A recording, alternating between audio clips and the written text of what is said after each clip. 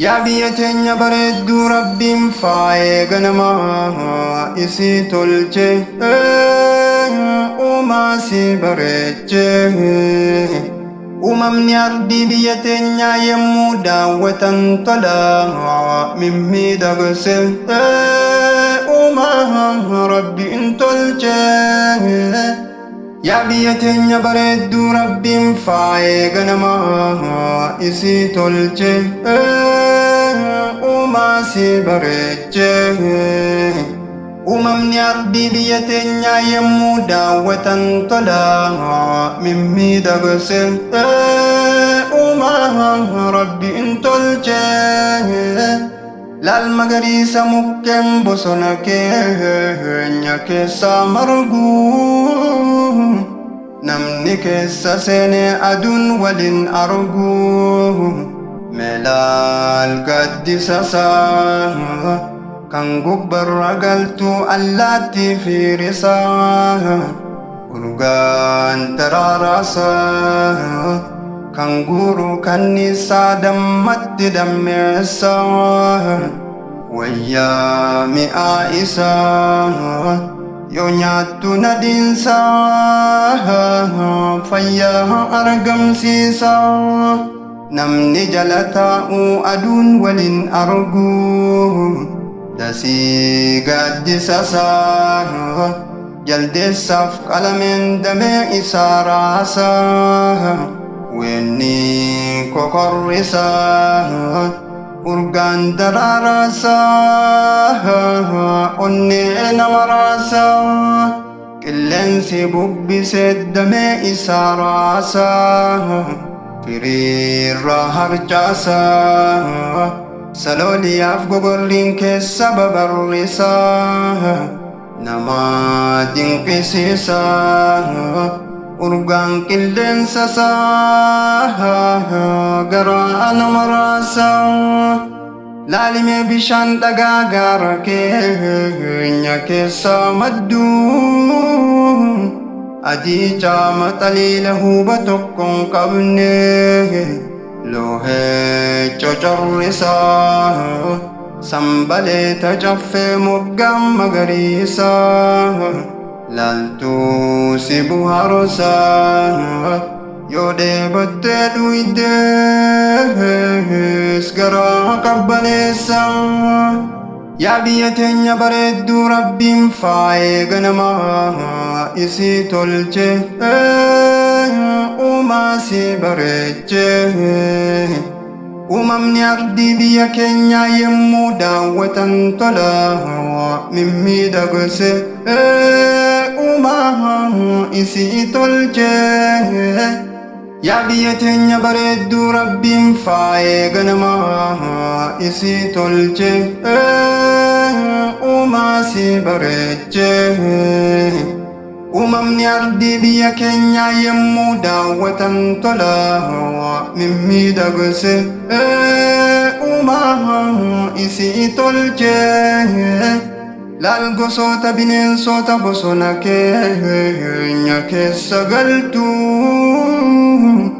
kan waliin fakkaanne uumaa adda addaa himeen fixuu hundaa Rabbiin badhaasee galanni isaa guddaa abbaa uumaa hundaa natural resource madda galii guddaa. Yaa baadiyyaa biyya teenya yeroo ganna kan rahmanni Rabbi addan cinne laal qotee bulaa biyya teenya kan hojjetu kan dadhaben jenne abdiin kunne qorraaf aduu keessa kufaa ka'a ilmaan jiraachisa kan hifanne wayyaa laffaatiisa nama gaddisiisa wallaa jireenyisa. Yeroo midhaan ashiitu akkam tola yeroo ijjargitu yeroo hadan daraaru ililliinsa urjii lafaa fakkaatu moggaa lagaa masnoo muuzaaf shankooraan lallakaa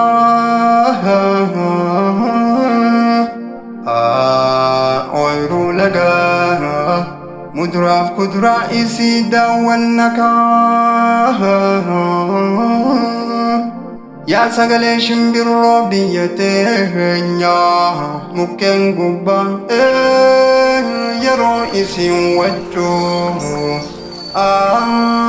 dawaa sammuu buhaarsee boqochiisu qalbiidhaaf gammachuu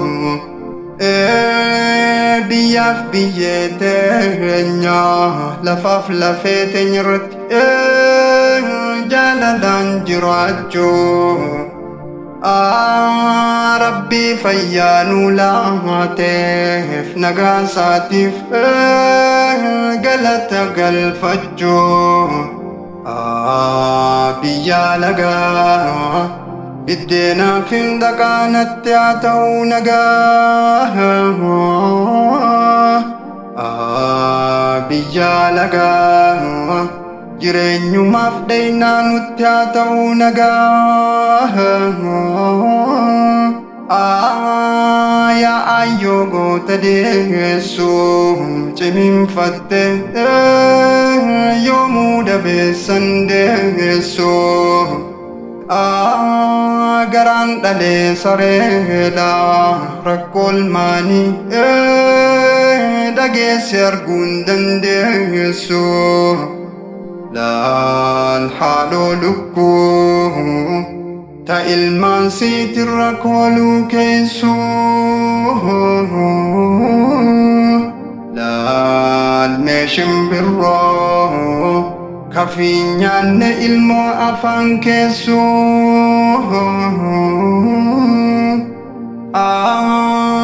Oromiyaa tojiituun harmee teenya tokkolleen singitu atiin tun barnuuf qaalii dahaa barra mallaqni simbitu gaafa ilmoon marrattu saani dhalte ustee waa margandeeddu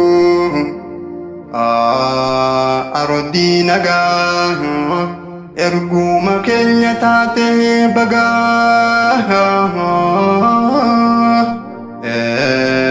dachee haqaa hin biqilchin warra si nyaatu maqaa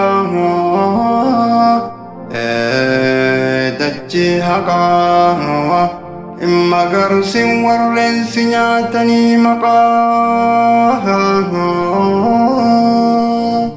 yaa biyya teenya bareedduu rabbiin faayee ganamaa isii tolche uumaa si bareeche uumamni ardii biyya teenyaa yemmuu daawwatan tola mimmiidhagse uumaa rabbiin tolche yaa biyya teenya bareedduu rabbiin faayee ganamaa isii tolche uumaa si bareeche uumamni ardii biyya teenyaa yemmuu daawwatan tola mimmiidhagse